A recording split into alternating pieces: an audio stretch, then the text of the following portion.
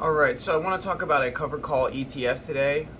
It is a stock that recently, over the last 2 months, I've put about 200 shares in, or 4,000 in total. My main goal for this is to create just a cash flow, a stock that pays me monthly. So more of a cash flow income. Now there are some negative sides to the ETF and some positives, and I'll go over both. So the tax lots are down here. Over the last 2 months, I have put in 180 shares and 4,000. Over the next two, it will be 10,000. And what this does is it pays you every single month. It pays you about 1% a month. So it does pay 11% a year, which is a little bit under 1% a month. But sometimes it comes out with a special dividend. So the average is about 11% a month. So I've earned $104 from this so far, though the estimated annual is 416. Like I said, next week I will slowly keep accumulating until the 2 months I max this position out at 10,000. What this is it holds 80% of the NASDAQ index, which is Microsoft, Tesla, Nvidia. It holds 80% of those shares in it. And with the other 20%, it does fluctuate. So with the other 20%, it's going to sell covered calls. So it holds the index, sells covered calls, and collects the premium or the open interest, also known as the theta of the underlying derivatives. And what that does is it creates that income for you. So this is not designed to move up or down a lot. It is a less upside to more less downside. So you're going to have less risk and less reward, but it does create a regular inflow of cash for you every single month. So like last month I got $70 from it, and my whole goal is to just move this cost basis from 4,000 to 10 in the next 2 months, and then that will be maxed out of my position because I have that's enough weight for me in my portfolio for this one position. So that's going to hold me out there. And now what I did over here with the compound interest, so you have an average 11% dividend yield. Let's assume the index and the derivatives don't move up or down, which over the last 3 years it's flat. So this since 2013 or 2016, it's completely flat. So it hasn't gone up or down, but it has consistently paid out that 11%. So your initial investment of $10,000, which is what I'm putting in, and then a monthly contribution of $100 a month for 15 years, would come out to $89,000, considering you put in $100 a month after you max out your initial investment. So why I want to get it to 10,000 now, and why I care about that, is because the longer your time frame, your event horizon goes up drastically. So the compound interest over the first year 5, so let's say a third of the way through at year 5, you're going to have 24 grand, which is not that much. But by year 15, you have 89,000.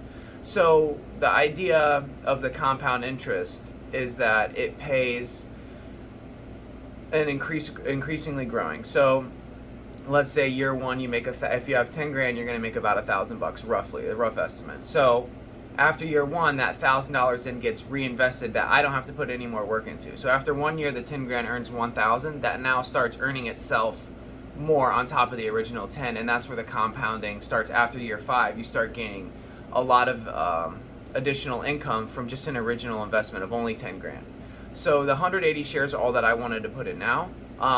What this does, it's kind of hard to explain. So like if we just pull up a 3-year chart, and this is just on a JP Morgan, it's relatively flat. It's been about the same as it's been with your monthly income. Okay, so this is not a position that you try to get rich off of or increase your money drastically, but it is more of a risk off, considering that you get paid monthly. So the idea behind it is to use that cash to reinvest either in the NASDAQ index itself, back into this, or into the S&P 500, or an individual stock that you want. Like if you like Kroger, whatever that you like, this is free money to reinvest.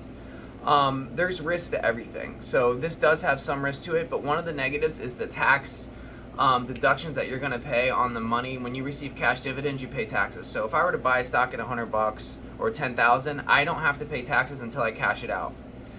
When you receive your dividends, you pay the tax immediately on that. So that's one of the negative side effects of this. This is probably the main negative side effect. But if you hold other positions, there's an investment strategy called tax loss harvesting, and that's where you sell your losing positions near the end of the year and then buy back within over 30 days to prevent the loss of a wash sale. And the tax loss harvest allows you to write off $3,000 per year to the IRS of stock losses. So if you pick 100 stocks, you're not going to have 100 winners. You're going to have at least 20 or 30 losers, at least. So what you're doing with those 20 or 30 losers is you're selling them and then rebuying back in. Even if you still believe in it, you sell and you take the loss. So that helps write off some of that.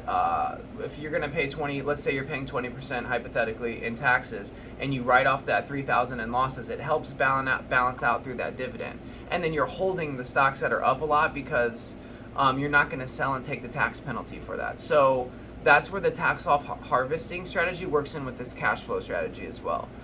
This is just part of your portfolio. This is not something where you want to go all in and use. This is a better off usually for older people, but the time period, the time horizon, it just gives you the cash inflow that you would like to actually see, like where it actually hits your bank every month. Instead of saying like, well, I've held this investment for 10 years and then it crashes 80% and you lose all your money and you're just like, well, that didn't work out. The whole idea is that you're actually receiving income. So like I said, last month was like $79 because they released a higher dividend, plus I had more income into it. But I do have an order purchase for next month on the market open tomorrow. I'm purchasing more, so I will be purchasing around 10,000 by the end of 2 more months. That's the goal. So 4,000 in 2 months, and then 10,000 in total in 2 more months. And then I want to cap that position out and just leave it alone and work on other things like building up a cash stack, investing in other. Investing in something where a dollar cost average, like some of the growth stocks now that have been hurt really bad, there's a lot of good investments I think there. Kroger is one of my favorite, but this is just a video of the covered call ETF. It's kind of hard to understand what it really does until you actually understand what selling a covered call is. It's not a naked call.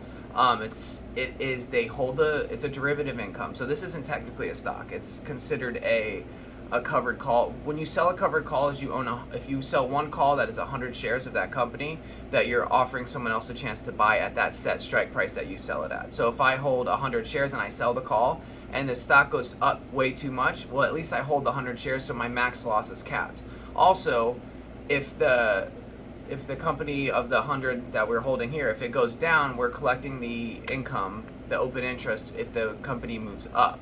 So we're still collecting the time decay from the derivatives income. So it's still paying you monthly because of the derivative income from selling the call options.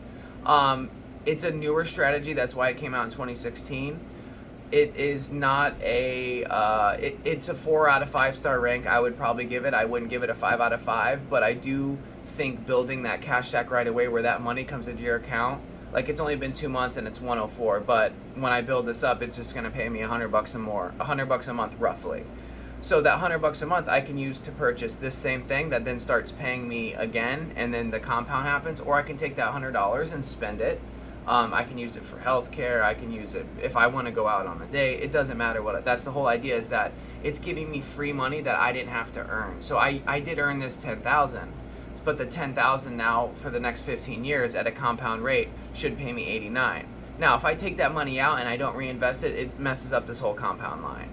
But that's okay. Like, let's say this was even 40,000 instead of 10. Well, that's still free money that I always get to spend because I leave it in there and then I take the cash and I use the cash for either if I want to half invest and half spend. That way you're not pushing everything off too much into the future. Now, there's risk with everything. The market's way overvalued. Everybody knows that, but there's not a really good place to put cash right now. You can put it in land, but property tax goes up. You have to pay a high premium on repairs because of inflation. So inflation actually eats away at a lot of your home value. Repairs cost more, labor costs more. Taxes go up when properties go up. Your income goes up. You pay, there's not a good place to stash cash. You can stash it in gold, but gold hasn't been a great performer as of the last year. You can stash it in Bitcoin, high risk. You can put it into equities like this. Everything is at risk. So when you balance everything across the board, this is more or less what the objective would be to clear. That's pretty much it, but this was my idea for the cover call ETF on the NASDAQ.